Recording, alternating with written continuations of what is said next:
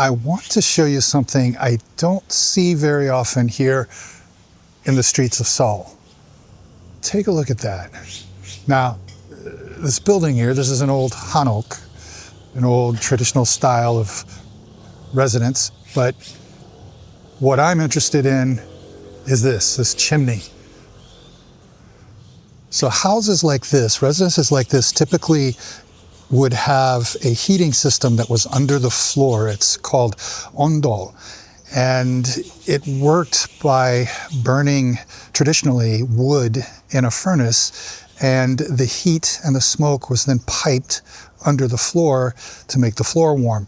In the 1950s, systems like that were converted to use coal because there was a severe deforestation problem here in Korea at that time. And then later, in the 1970s, they started modernizing those systems because the coal wasn't really great. You would sometimes have cases of carbon monoxide poisoning. But I don't know if this chimney is connected to that Ondol system or not. I don't know if that's a relic of that system. It might be. And I think it might be because of that metal pipe that's protruding from it. I think pipes like that were added to Ondol chimneys during the conversion to coal in the 1950s. Now, I could be wrong. It could be just a chimney connected to a stove. Some stoves had chimneys outside of houses like this if they had a stove. But it might be Ondol. The thing is, I'm not an expert on this thing, so I really would like to know that. But I would not know that this was here, and I would not have sparked my curiosity about it had I not one day just randomly walked down this street that I have really no reason to walk down, except why not?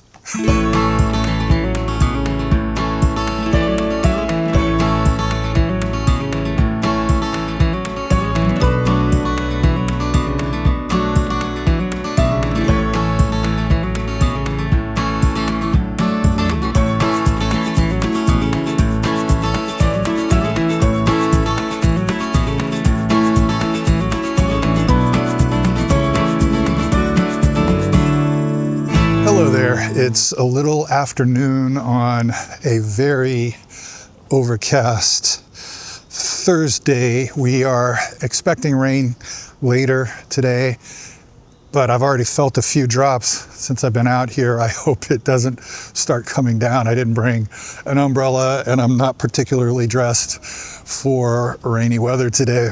Today, I'm just going to take you on a walk through some streets here in this part of Seoul. We are near Sungshin Women's University Station. And my goal today is to explain to you why I think when you're visiting Seoul, you should take at least a day or two to explore some of the city on foot. This street we're on now is one I haven't walked before, never seen it, never been along it. And I love the color on this place here.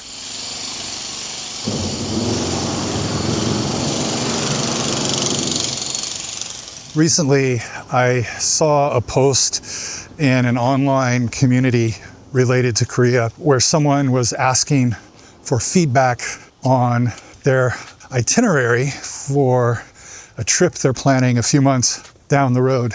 The person got some good feedback, but at least this person recognized the potential for inefficiencies in the itinerary and was asking for help from people familiar with the city.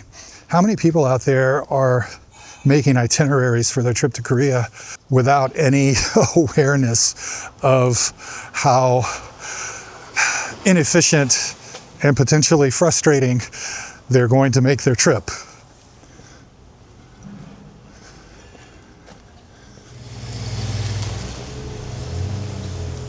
What I do when I travel with my wife, if we're spending a long time in a city like London, for example, check this out. I never get tired of seeing hanoks of any style. Yeah, so I tend to go to London once a year when possible. I wasn't able to go last year. I'm not going to be able to go this year, but typically what I do is I book a room in one part of the city for a few days before the conference, and we spend time exploring that area. That is our base of operations for those few days. We might take the underground a short distance somewhere else in the city if there's a particular restaurant we want to eat at or a particular spot we want to visit, but we try to minimize the amount of time we're traveling between points on the underground. Then when the conference is happening, we move to a hotel closer to the conference. When it's finished, we either move to another part of the city or go to a different city entirely. When I'm by myself, these days I prefer to stay in one hotel the entire time I'm in the city, and I do long walks between the sites I want to see. If the sites happen to be further away from the hotel, well, I take the underground or the bus, whatever, in the morning to get there. I do my walk and my sightseeing throughout the day, and then if necessary, I take public transportation back to the hotel. But the point is, I plan my days around walking. And when I say plan, I don't mean I have a set itinerary or a schedule where I'm going to be here at 10 o'clock and there at 12 o'clock. None of that. I usually have 2 or 3 places that I know I want to see that day. That's my main quest. And then I just spend the day walking between those destinations and doing side quests on the way, seeing what I discover on back streets, something that I didn't know was there, or maybe intentionally taking a detour to visit a historic house, maybe a small museum or something.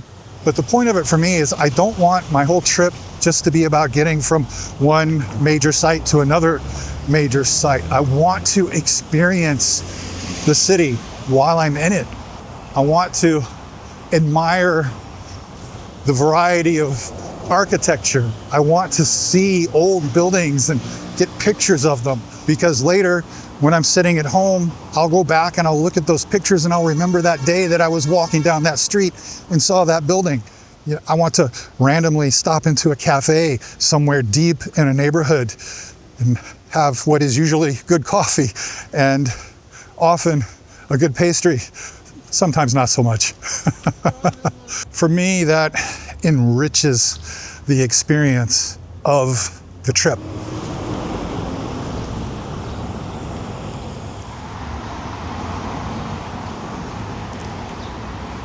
And one of the things I love about living in Seoul is, you already know if you've seen any of my videos, is that it is such a walkable city.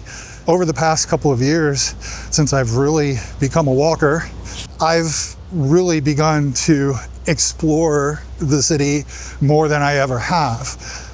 And I've gone down back streets that I never would have gone down otherwise, like the one that led me to that chimney. And what's so great about that for me, I haven't thought about Ondol heating systems in quite a long time. I used to hear about it a lot in my early days here. It was one of those cultural things that people were always eager to tell me about. It's not something I've even thought about in who knows how long. I didn't even know that Ondol systems had chimneys in the past until I saw that one and I started reading a little bit about why there might be a chimney on a hanok. Again, I don't know if that's an Ondol chimney or a stove chimney or what, but the fact is it sparked my curiosity and led me to start looking into it. I still haven't dug into it deeply, but I want to now. This is something that I'm thinking about now. And since I've got a YouTube channel now, that could ultimately, potentially be the topic of a video. Ondol systems and how they evolved over the years. Yeah, it's one of those things that requires a lot of time to prepare, so I'm not promising that. I'm saying it's potentially the topic of a video. If I were full-time YouTubing, it could be much easier to make happen.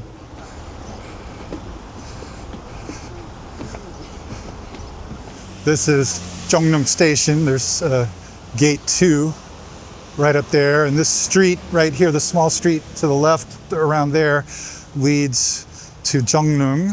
That's a royal tomb, and that is a cool little street. I always enjoy walking through this neighborhood. And how many times is this thing going to appear in my videos? That is the Inner Beltway.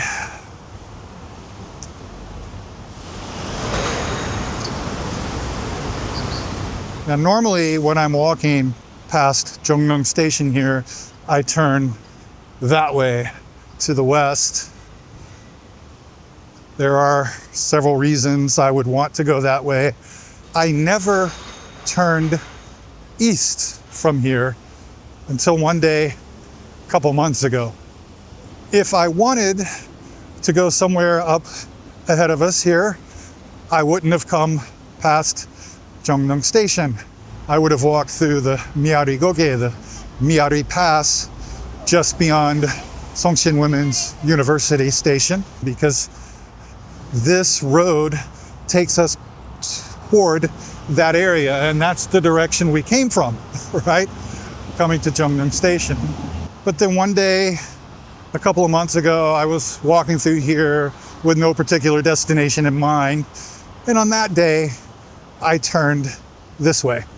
And because of that, I laid eyes on this for the first time. Here are some old hanoks that are in really nice condition. They look a little extravagant, actually.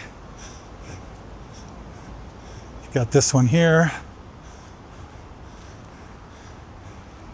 You've got this one. Whole alley of them up here, a couple of alleys of them.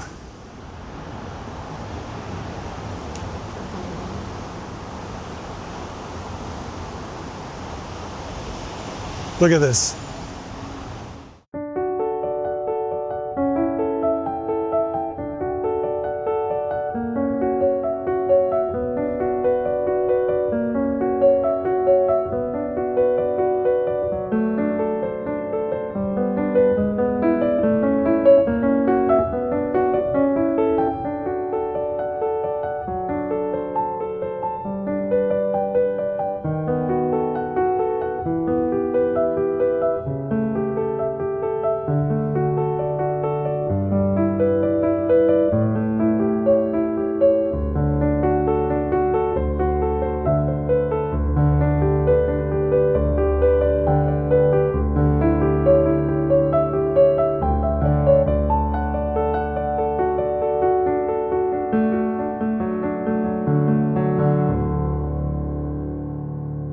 These don't look quite like your average everyday urban hanoks. They look more extravagant than that, given the roofing.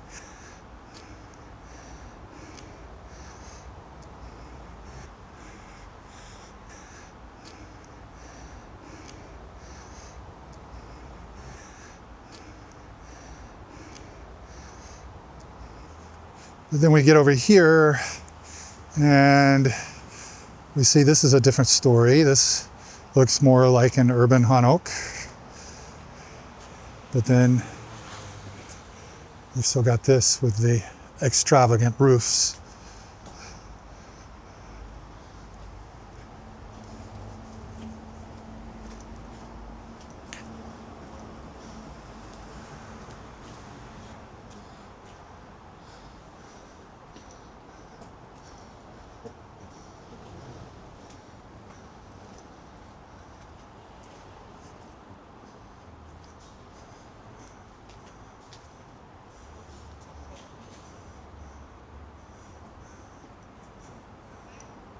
So just by taking a random turn along a section of streets one day that I had until then completely ignored. I find this wonderful little collection of old hanoks that I now visit periodically and that I now have pictures of to remember somewhere down the road if they're ever gone.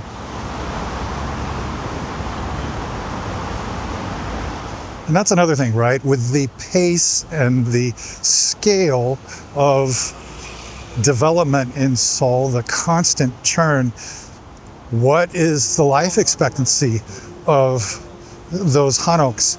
What is the life expectancy of that chimney we saw at the beginning of the video? Will it still be there a decade from now?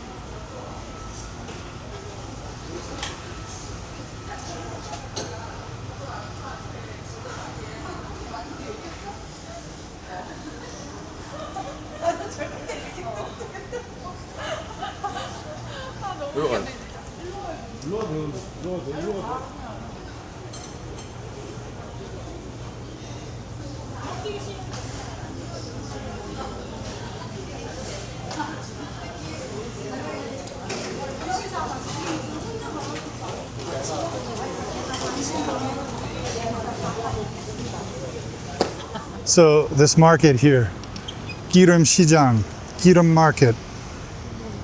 I used to pass by here on a bus in the 1990s, going back and forth between Seoul and Donggucheon when I was in the army. Yongsan Garrison here and Camp Casey up there.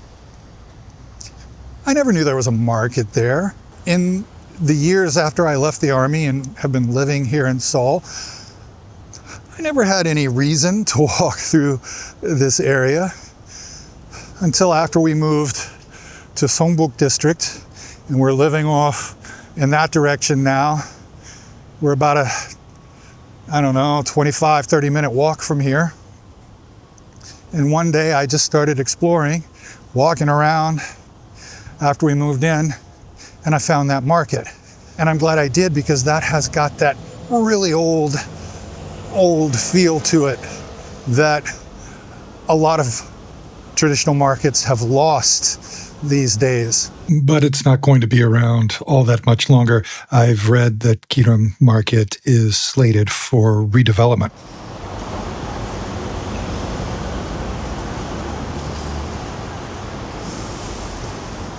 Okay, so I recognize that most people don't walk as much as I do, and I would not recommend to most people that they turn their trip to Korea or anywhere into the kind of extended walking tour that I like to do. However, I do think when you're visiting Seoul, at least, because of the city's walkability and because of all the cool little hidden things you can find around the corners on the back streets, it's worth taking at least 1 or 2 days in a trip, if you can spare it, to really just pick a couple of major sites you want to see and walk between them and explore the back streets and alleys around them. So if that sounds like something you would like to do, and in order that you don't have to do it completely randomly and blindly, I'm going to put out a few videos with some guided walks. I'm going to pick a couple of major sites, 2 or 3 major sites for the main quest, and plot a route between them. And I'll highlight some interesting things to see in the areas along the way. And I'll put that all in the video, but I'll also make a PDF freely available to you that will have pictures and a little bit of history of the site and screenshots of the map routes and that sort of thing. So you can make the most of the walk and do it efficiently. Having all that stuff up front and knowing a little bit about the history of the things that you're seeing really enhances the experience, I think. So I have plans to do a few videos like that, and we'll see how they go. They're going to be time consuming to make, I think, but if I can make it happen, I'll publish them periodically. And if people like them, I'll keep publishing them. And so that's it. That's what I wanted to talk to you about today. When you're visiting Seoul, walk it. Walk it as much as you can. And I'll try to help you get there along the way. Thanks for coming along with me today, and I will see you in the next video. Bye-bye.